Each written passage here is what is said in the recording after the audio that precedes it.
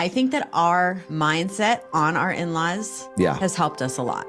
How we choose to think about our in-laws, both of us on both sides. Because Yeah. are they a little weird?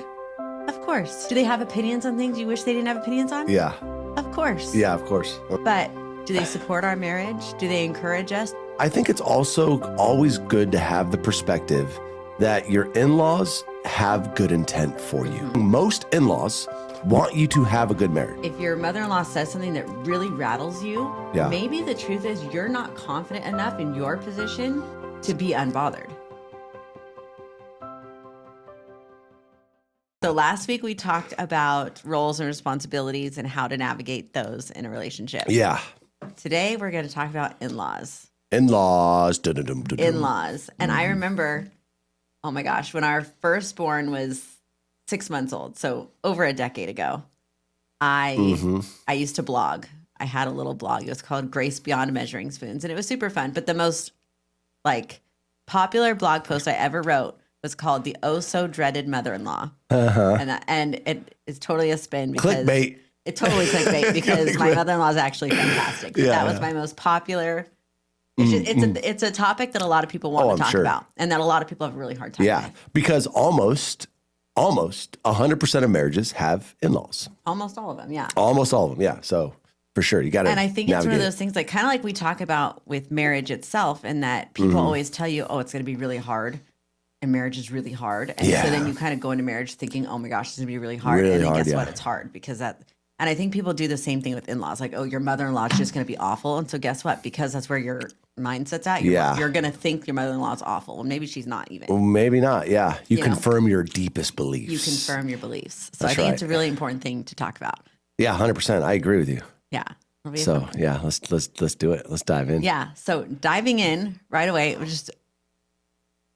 I think that our mindset on our in-laws has helped us a lot, and how we choose to think about our in-laws, both of us on both sides. Because are they a little weird? Of course. Yes. Do they say things you don't like sometimes? Of course. Yeah. Do they have opinions on things you wish they didn't have opinions on? Yeah. Of course. Yeah, of course. But do they love us? Do they support our marriage? Do they encourage us? Do they love our children? Yeah. Yeah. So that's kind of the jackpot as far as grandparents. Yeah, 100%. And I think also too, right? Like this stems back to how we treat our marriage, but I think it's also always good to have the perspective that your in-laws have good intent for you, right? It's like, now again, I'm not saying 100% across the board, but I'm saying most in-laws want you to have a good marriage. They want you to have a good life. They want you to have a more fulfilling marriage. And with that being said, they might have a way that they see that going down, but their input and the things they say to you are said with good intent. And I think if you can keep that in perspective, it'll keep you from saying, "Oh my gosh, why would she say that? Why did she do that? Right. Who is she to say that I should treat my boys like this or parent like this or And truthfully, when that kind of stuff makes you uncomfortable, if your mother-in-law says something that really rattles you, maybe the truth is you're not confident enough in your position to be unbothered. 100%. You know what I mean? Like if you're confident enough in your role with your children, your role with your husband, your decision that you've made, those things aren't really going to bother you. Yes. Like you might need to do some internal reflection of like, ooh, why did that one sting so bad? Because maybe there's a little bit of truth to it, or maybe you just need to get a little bit stronger in your conviction. And that's uncomfortable. Hold on. Yeah. You tell me my mother-in-law is bad. Not that I'm wrong, but that's just not reality. Well, it's a good point because the most confident person usually doesn't have to talk about how confident they are. Right. But they're just not rattled. They're just not rattled. Yeah. Yeah, exactly. Like you walk into a room and everybody's talking and you're staying silent because you have confidence in what you believe. And the people that tend to talk the most tend to have the least amount of confidence. And so I agree with that. Yeah.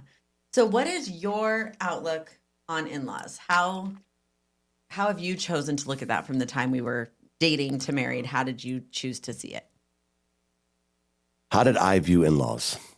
Well, and we're talking specifically mother and father-in-law, not so much sisters and brothers. And obviously the train goes further, but parent in-laws first. How did I view it? Oh man, like, what do you mean? Like, how did I? What was your outlook? What was Just my outlook on it? Your overarching approach to your in-laws. What was it? Well, I mean, I don't know if I had too many, like going into marriage, there was never something that I said, oh my gosh, like brace for impact or anything like that. I happen to like your parents, right? And your parents had a very different, like your family and my family had a very different vibe. Mm-hmm. Do you know what I'm saying? Mm-hmm. And I mean, we can go into that, but when we went into marriage, I kind of knew where your family stood, right? Your family was very much like marriage is the holy grail. Mm-hmm. And you two, like so much so where it was like, you know, I remember watching your parents, right? They always did a date night. Mm-hmm. They always like, if it came down to kids or the marriage, what you guys were doing, it was always like they prioritized their marriage mm-hmm. over pretty much everything else. Mm-hmm. So honestly, when we got married, it was kind of like you two figure it out. Yeah, very much. Yeah. And my parents made it clear, like, you don't get to come home. Like if you have an issue with your husband, you figure it out. You don't get to come back here. Yeah. 100%. Where a lot of parents would be like, oh my gosh, like, hey, come back. Like, you know, if this is like, come, you're welcome. Right. Yeah. But your parents had very much the mentality of like, you are now married and it is your job to figure that out. Mm-hmm. And their story and everything, you know, again, how your parents cleaved to one another when they got married and they moved away and all. So like, I knew that going into marriage, like I knew that was their mindset. Mm-hmm. So with that being said, they were actually the opposite of abruptive. They were like almost on the complete end of the spectrum, where it was like, you figure it out, mm-hmm. You know, which I can appreciate. Oh, for sure. You know, yeah. Because what that basically does is it makes you figure it out. Mm-hmm. Right? Yeah. So that was my viewpoint going into marriage. I knew where your parents stood. I knew how they viewed marriage. I saw what they did in their marriage. So I knew when we got married, it was going to be you and I in this battle together, and that your parents were going to pretty much let us figure this thing out. Mm-hmm. You know, how about you? Yeah. So I probably a lot different. Definitely a lot different. So like you said, your family and my family were very, very different. Yeah, 100%. In that your family is very involved. 100%.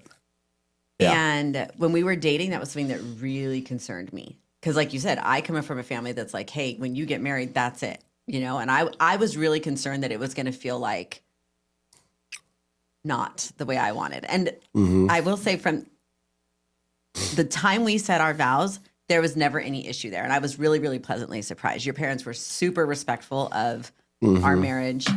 And so that surprised me. That was a mm-hmm. issue that I anticipated that never came to fruition.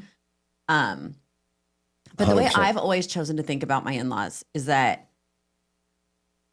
of course, they're not perfect because nobody ever is. And mm-hmm. for one, I'm not going to be a perfect parent either or a perfect in-law either. And I hope that my children and my future in-law or daughter or son-in-law will have enough grace for me. So I'm gonna extend that to my in-laws. But also, my husband, who I adore, would not be the person he is today if mm-hmm. it weren't for all of the wonderful things and mistakes his parents made. So I don't begrudge them any of it because it made my husband who he is. And so I think it's really important to remember that. I think a lot of people can feel some. Mm-hmm. Yeah, no, it's a great point. You know? Had it not been for how my parents were, what they did, how they raised me, you would have never married me, you know? Yeah.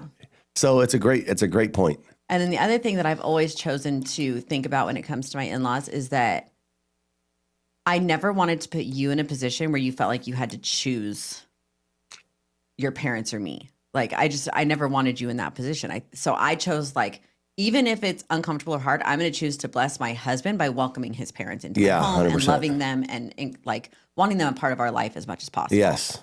And so those are two things that I was very, very, very, very aware of from the start. 100%. Yeah. And when I say opposites in terms of the spectrum of our parents, so this is how I view it. My parents chose family over marriage. Mm-hmm. At least that's what I perceive. Right. And your parents chose marriage over not marriage over family, but it was very evident that if it came to the kids or the marriage, it was the marriage, right? Like that was the number one thing. And then with my family, it was almost the opposite. It was like, if it came to the kids or the marriage, they would almost forego the marriage to for sure. to do the kids thing. Right. Right. And so, and then when we got married, we had to figure that out. But I think very much we have adopted the mindset that the marriage is the first thing. Well, because truthfully, by prioritizing your marriage, you're actually blessing your kids. Or the I other agree. way around, you think you're doing something good for your kids, but you're actually taking a lot away from them. Because really, the best thing for kids is a strong marriage. I agree with that. And so I think that's something that we've kind of come to in our own marriage. Yeah. Because if you don't prioritize it over everything else, then how can it be as strong as it possibly could be? And then by having the strongest marriage possible, your kids feed off that. And so, And as much as I love and adore my children, and Lord knows I do more than anything, they're only in my home for a very short season. And then they're going to leave and hopefully be married to their spouse for 50, 60 years, right? I want them to expect to be loved by their spouse so much that, like, because what they saw with us, not because they were so like prioritized in our home, but because I know what it looks like to have a husband prioritized. So when I get married, I expect to be prioritized that way. You know what I mean? Yeah. You're giving a model I'm giving a model of what to do in the future. If they copied our model, you can be proud of that. Right. Like my son and daughter copied what we did because they felt like that was the best way to go. And I really want to present marriage to our children in a way that makes them want to get married. 100%. Yeah. think, like, that's that a whole would nother be- episode. We got to talk about that one. Yeah. that would be Because that's an interesting heartbreaking. one. But yeah, for sure. Yeah. So then integrating in-laws into our life Yeah. has obviously sometimes we've had challenges, of course, but for the most part, it's been pretty great. But how have we approached the challenges that we've faced with in-laws? Well, as you know, I wrote down a little You have acronym. a framework and it's fantastic. I have a Let's little hear it. framework. Let's hear Should I do do you want to go like with your your kind of stuff first and then I get into the framework after, or do you want No, to kind go of with the framework. okay. It's good. So literally today, guys, like I knew we were going to be doing this podcast, so I sat down for 30 minutes and I'm like, hey, we got to have a what is the framework that we have maybe kind of used in our marriage to deal with in-laws, right? And so for those of you listening, you can write this down. And it's pretty cool because it follows the CALM framework. So CALM, calm. So you got to remain calm. But C, and I'll give it a practical example of how we've done this in the past. But C stands for communicate clearly. Okay, number one. A stands for align as a couple. L stands for lead with empathy. Okay. And then M stands for maintain your boundaries. And so we were talking about like an example this morning. It's probably a good example, right? that's a really Yeah. good one. So, for example, my wife and I, obviously, we started with two boys, Riker and Armor. So in my family, I was the only boy. In your family, you only had one boy in your family. So we both didn't know how to approach two boys. The brother dynamic. The brother dynamic, right? And so for any of you listening out there, you could probably say, yeah, if you have two boys, you know that, I mean, they love to wrestle. They love to roughhouse. physical. It's It's a very very physical relationship. And my wife and I didn't know how to really respond to that, right? We're like, well, should we just let them beat the crap out of each other? Or gosh, yeah. should we just let it, should we create rules? Like it was one of these things that we struggled with, Well, right? there was a couple of years from the time Armor got old enough to really play with Riker until we kind of came to a agreement where I felt like all I was doing was refereeing, telling them no, telling them to stop all day long. Yeah. And that still hasn't really stopped. I mean, we still have to referee a lot. I'm a lot better. But a lot with better. Yeah. A lot of it. Yeah. 100%. So with that being said, so my wife and I came up with this rule, right? There was two rules when it came to the boys. It was like, listen, guys, these are the two rules. You can't. No, there's three rules. 3 rules. Okay. Maybe you should say them then. Go ahead. Okay. I know 2. Rule number 1 was, listen, you can't hit in the face. No face shots, right? Shoulders down. Shoulders down, yeah. Rule number 2 was it had to be mutual. So if you both want to beat each other up and wrestle, you both have to want to do it. And as long as those are the 2 that I remember, or that I know of to this day. But is there a third one? There's no intentional ball shots. Okay, no intentional ball shot. Yeah, yeah. And it's the 3 crazy rules. that you have to tell them this, but they literally want to hit each other in the balls all the time. They do. But it's like the weirdest thing. So anyways, so going back to the story, right? Your mom obviously would come over every Tuesday. Your mom and dad would come over, and one day your mom was just like, "Wow, like Haley, like, you know, your boys are pretty aggressive. Like, I think they're too aggressive with each Well, other. it was you know? one boy in particular. She felt like he was being mean. Like this was not right. Yeah. Yeah, exactly. She just thought there was a better way to go about the parenting a solution, right? So she clearly explained to you, like, hey, Haley, I think you should do X. I don't know exactly what she said. Like it was like they can't be allowed to do this. Yeah. Like that was her. Yeah, like you should cut this off. Like just cut this off, right? And so that was kind of what we experienced. Now, going back to the framework, you implemented this like to the T, right? And so what you did with your mom is you communicated clearly to your mom. You said, "Hey mom, listen, I totally understand what you're saying, but what we've come up to, like the rules that we have in our home for our boys is no face shots, no ball shots, and it has to be mutual. And I appreciate what you're saying, mom, but this is what works for us." Yeah. And right? I explained to her, like, look, I've actually really struggled with this relationship too. So I get it. Yes. But this is where we've landed. This is where we've landed, right? So you followed that. You communicated to her.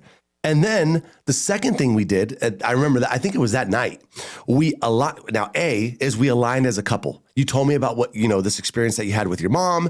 And then we kind of talked about it and we're like, hey, we're on the same page with this, right? Like we totally agree that with our boys, this is the way that we see our parenting happening with them in terms of this aggression. Mm-hmm. And then we came to a mutual agreement that this is what we want to do, right? So then we did A together. And then Al would lead with empathy. And what I mean by that is we never blamed your mom or tried to make your mom feel bad for her opinion or try to say, you know what, your mom's just trying to like bring a wedge into our marriage. And why is she trying to figure out, parent?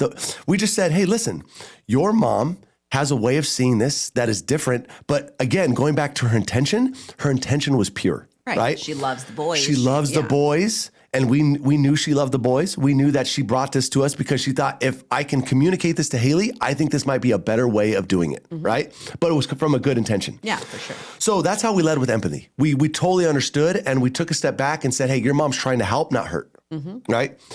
And then last one is M. We maintained the boundaries. We didn't give in. It was not like, oh, we're going to change. Like, no. Yeah. Yeah, it's like, hey, mom, listen.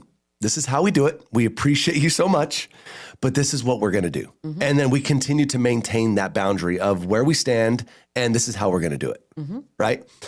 And so that's like a practical example of how you could use this framework in an everyday scenario with your... And there's been 1,000 other ones, but that's just a really easy, good one. 100%. Calm. Write it down. Calm.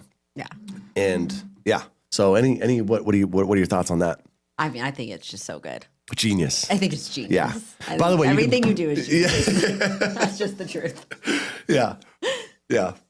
So, but I honestly think that, so a little side note, right? So we're in sales. Our business is a sales thing. Mm-hmm. And so in sales, we try, like as a company, we try to use frameworks, right? And I love frameworks because I feel like you could framework your entire life. Because if you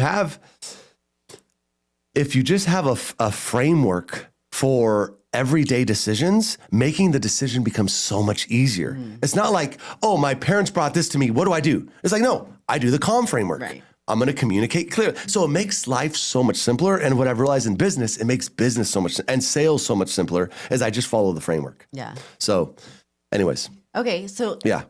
Now, considering that framework, can you think of an example of a time where either your parents or my parents maybe brought something to us that we were like, oh yeah, they might be right. Like maybe we do need to change this or adjust this or look at this. Well, I will say that I believe, and this is a belief that we both hold, is that we're very open-minded. Me and Haley, I think, right? If we're on the same page, we don't feel like we ever have it all right. Out, yeah. There's only two beliefs that we have that are set in stone. For me personally, belief number one is that Jesus is the only way, and I'll never not believe that. And belief number two is that, what would I say the other day? Is it marriage, our family? Marriage, yeah, marriage is like number one, and I will prioritize marriage. Like those are like the two beliefs that nobody's going to change. But besides that, we're open to it. So I think we've gotten a lot of feedback. Let's see. I mean, I'm trying to think of a practical example right now of what we've gotten Oh yeah, we got people. Oh, Ishmael. Ishmael's in the house. Oh, yeah. Oh yeah, baby. Can you think of one? I don't want to draw a blank, Oh, my but I'm gosh. drawing a blank. I know we've taken so much feedback. Yeah. I know we have. Well, okay. So do you remember Mother's Day last year? We had a bit of an I was issue. thinking about this. Yes, I'm glad you brought this up. Yep. We had an issue last year with Mother's Day. Yeah. With not communicating our plans clearly enough, Yes. and your mom's feelings actually got really hurt. 100%. And And that was my fault. That was my was. fault. Yeah, that was my fault. 100% 100% my fault. I mean, Yeah. yeah, it was. But anyways, but we it was to the point that we had to have a sit down conversation with your mom because her feelings were really hurt and she was viewing the situation from one angle and we had to kind of express our angle and how this had all happened. But I think, still to this day, I think we've really taken that to heart and okay, we need to make sure we're communicating really clearly. We need to make I don't know. That's something I'm very conscious of whenever we have to make a plan or anything. Yeah. Just making sure And I think we're very that's clear. okay. So I think how this example changed our behavior is that I realized that I didn't communicate effectively to my mom on Mother's Day of what our plans were. I left it to the last minute, right? Because And- you were afraid of hurting feelings, which just ended up hurting feelings more. Because I was afraid of hurting feelings, which ended up hurting feelings more. Exactly. And so but the behavior change is the most important part. Of course. Right. And so how this changed my behavior is that my mom, well, she probably followed the calm framework a little bit too, but she clearly communicated that, hey, I'm left in the dark. I didn't know this. You guys didn't tell me this. Rich, what's going on? And my mom thought it was mostly you that didn't communicate it, not knowing that it was, no, Mom, it was actually me that didn't communicate it. So even this Mother's Day is right around the corner. And this example, we literally just talked about hey, babes, we got to communicate more clearly this time in Mother's Day. We can't do that again. We can't do that again. And so we took that as feedback from my mom, my parents. We all sat down at a dinner table, like you said, and we talked about the situation and we came up with a solution. It was just hey, listen, next time, just communicate it. And make no mistake about it, this time we're going to communicate it. Every time from now on. Yeah, every time from now on. So that's a really good example. Yeah. Yeah. Yeah. So we have been very fortunate in that we've never had any huge in-law issues. I think the argument could be made that that's more so because of how we choose to look at the relationship than the actual relationship itself. But that's probably a different conversation for a different day. But how do you think you would approach a big issue? A big issue? Yeah. Well, I think I would approach it just like how I would approach any big issue, whether it was life, business, friendship. I think one of the greatest skills that you can learn is how to effectively communicate with people, right? And I know this firsthand. When you have a big issue arise and you need to have a conversation, what we do, and I've been guilty of this over and over and over, is we put off the conversation. Because in our mind, we play out a story that is really bad. It's this thing is going to blow up. I don't want it to get heated. What if I lose the relationship? What if they leave? What if this happens? And so you play this whole story in your mind and you never have the conversation because you've already played it out and you're I'm too afraid to have that conversation. But what I can say from experience, okay, having tough conversations is that it never goes as bad as you think.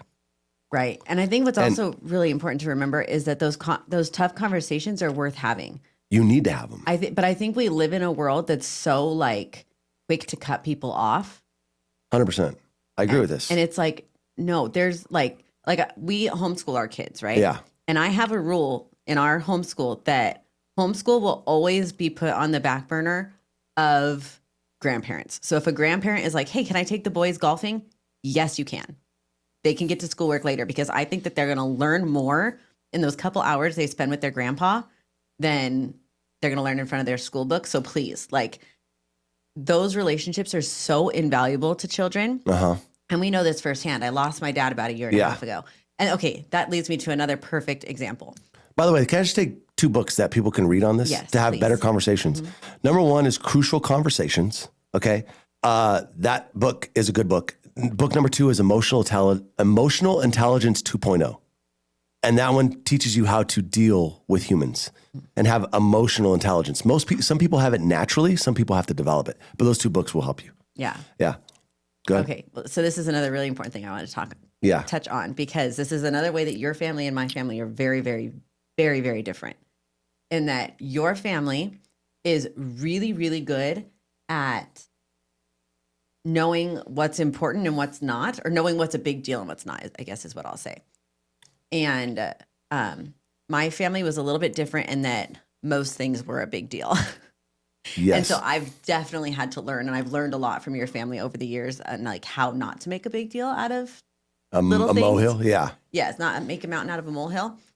But one way that we've been able to actually put that into practice that I'm so incredibly thankful for is my dad was, I mean, he loved all things sugar and candy and nonsense and just disgusting. Yeah. 100%. Oh my gosh. We went to Lake Arrowhead for his birthday a couple years ago, and he was turning 59. And I mean, it was literally the entire 4 days we were there. My kids lived on Oreos and Capri Suns. And in my dad's own words, it was, he wanted the real, like, high fructose syrup juice. He's like, don't try to get me the healthy one. I want the normal Capri Sun. And root that was beer a character, man. and cereal. And I mean, just not a good thing for them. And that is very, very unlike me, right? I'm pretty nutrition conscious, and yes. Yes.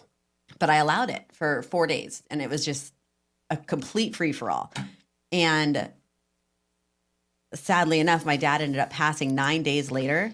But to this, and my kids were really little when my dad passed. Oh yeah. But they still have this memory of sugar with pops. Like that was just like, that's something that they'll remember. That's one of my core memories of your dad. Yeah. I mean, he ate all the sugar stuff. And so I could have made a big deal about that and been like, no, put the Oreos down. You have to go eat an apple. And you know what? Would that, like, in the grand scheme of their health, it wouldn't have made a difference. But in the big picture of their memories with my dad, it did matter a lot that they were able to do that. So like, you need to know when. And that was honestly just by the grace of God, because normally I would have cracked down on that. And for some reason, I just knew that that wasn't the time to crack down. Yeah. And it wasn't even a conscious thing. 100%. It just was the grace of God that that weekend happened the way it did. Sounds funny. But, you got to choose your battles. Choose them wisely. And also, like, you have to be really confident in your position with your kids, right? If your kids are with you 95% of the time, let the grandparent do the grandparent thing. Yeah. Like, pretend you don't see when they're sneaking him a soda or something. Like, just pretend you don't see it, but let them have their thing. That's their thing. I mean, that is their thing. They earned that. They earned that right. They did, because they probably didn't do it for you. Yeah, they earned. Yeah, exactly. You know, and I just think so often people get they make mountains out of molehills. It's like, just be confident in where you stand with your kids, and let the grandparents do their thing. Yeah, I think that's so important. Yeah, I think the big takeaway I got what you just said right now is like little picture thinking versus big picture thinking. The little picture is like, okay, yeah, it's hurting their health maybe in that little scenario, but the bigger picture was these are core memories that your kids are going to have with your dad, with your family, that you want them to have. And so which one's more important, the core memory or this little, thing? So yeah, I think that's really important. And I'll say this, I mean, for the audience, I mean, for all of us, but I will say this, there's probably people listening right now and they're thinking there is a conversation that they need to have. And they've been putting it off for weeks, months, or even years because they don't want to have these conversations.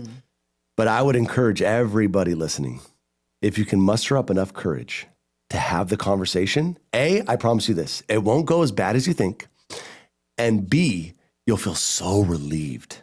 You'll be like, oh, weight off your shoulders. Yeah. Like, I truly believe this. Like, the more anxiety and anxious and stuff like people feel, I think it's because they just don't make the decisions that they know they need to make, to have the conversations that they know they need to have, and you just lift that anxiety off of you and you can live freer. And I've experienced that firsthand. Yeah. So it'd be an encouragement. Well, and okay, so I have an example of that. Yeah. We were getting a puppy for our son's 10th birthday, right? Yeah.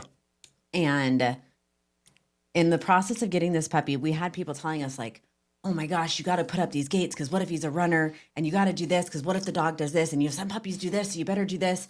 And it was like trying to plan for every single problem. But I remember thinking like, okay, but what if we get the dog home and it doesn't have that problem, but it has some other problem that we didn't think about? Yeah. And I was like, well, how about you just deal with the problem when it comes instead of trying to think about every problem that could possibly come Yeah. and dealing with a million problems that you never even had to deal with. Yeah. Like this dog that we got doesn't run away. No, he doesn't. So like I No. could have put in up an electric fence and not needed it. 100%. But you know what? He does chew up toilet paper. So I got to like close the bathroom door. Yeah. You know, it's like, Yeah. you don't know what problems you're actually Yeah. going to have. So just wait till you actually have the But problem. again, you heard this from somebody else, right? Somebody else told you this. These are things that other people told you, correct? All the zillion problems that he could have. Yeah. Yeah. Yeah, and I think that's a good thing. Is like people are talking from their experience. So again, they have good intent. Right. They're not trying to ruin your life by saying this. They're just like, my dog ran away. Right. So you need to have a fence, right? So I think it's a good perspective to keep in mind is that like, to your point, you can pretty much ignore a lot of it. But again, when somebody gives you that, it's coming from their own experience. And those experiences, they're going to try to put onto you to take the necessary precautions so that you don't have to feel the way they did. Right. You The know? intent is good. Yeah, the intent is good though. Yeah. And I think it's important to remember. That. You know. So Yeah. Yeah. And so there's one final thing that I wanted to touch on, and then I don't know if you have anything else. But we have a good friend who she's not married, but her sister is married and has like completely written off her parents, right? They see the kids like, I mean, maybe they've seen them once or twice in their whole life because she thinks her mom's crazy and whatever her thoughts are. exactly. And that is, to me, that is so sad. And I just think it's so important to communicate and to like even communicate in your own mind and to yourself the value that in-laws or grandparents can bring to your family into your life, and not just like the cultural like, oh my gosh, they're annoying. Everyone's annoying in their own way. Yeah. But they also bring so much to your life that is so invaluable that you are robbing your children and robbing your spouse and robbing yourself of a really, really beautiful, pivotal, important relationship in your life if you just cut people off like that. Yeah. I just think it's really sad.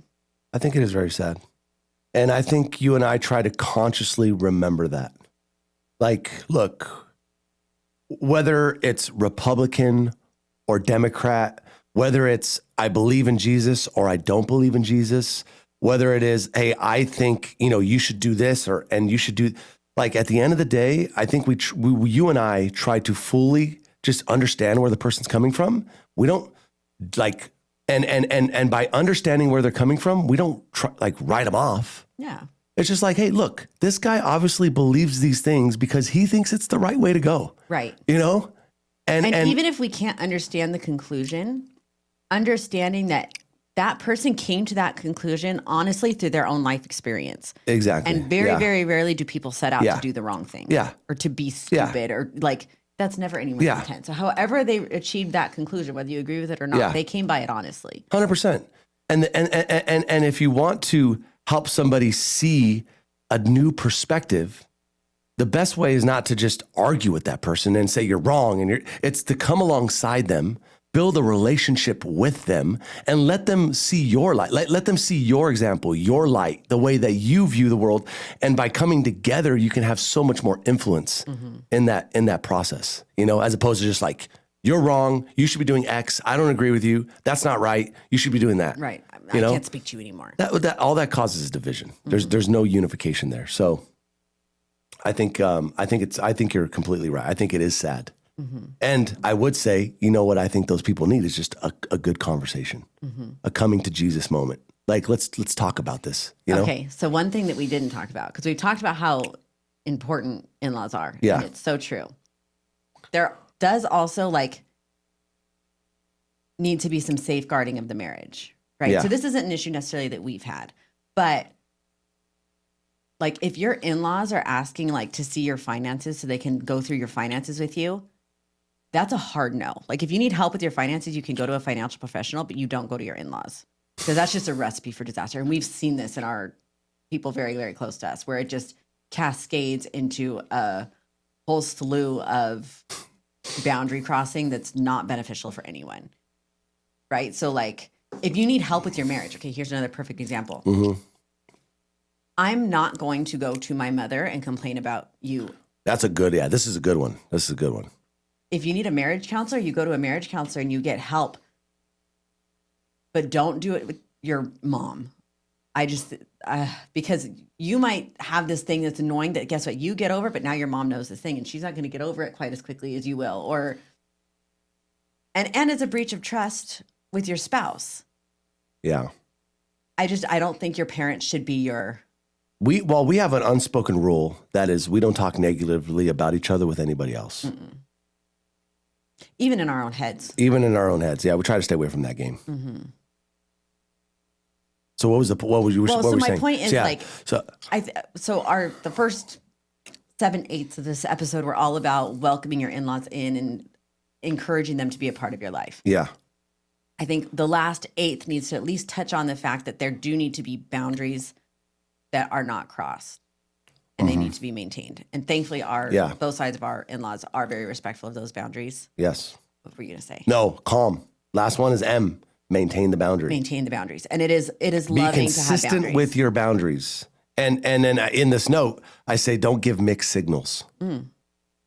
Right? So if you have a boundary and then you let them cross it and it's okay, and then the next day it's like, no, wait, we got to do this. Right. That's like not nice. that's not like you're mixing signals and that'll lead to chaos. And then also I think publicly you need to make sure that husband and wife are always on the same team. Right? Yes. So if there's ever an issue and my mom is mad at you for something, well, guess what? I'm going to sit on that side of the table with you and my mom can sit over here and she can talk to us. And if my mom was right. Even if you agree. Yeah. Even if my mom is right, when she leaves, kind of like with your mom, she was very upset with me.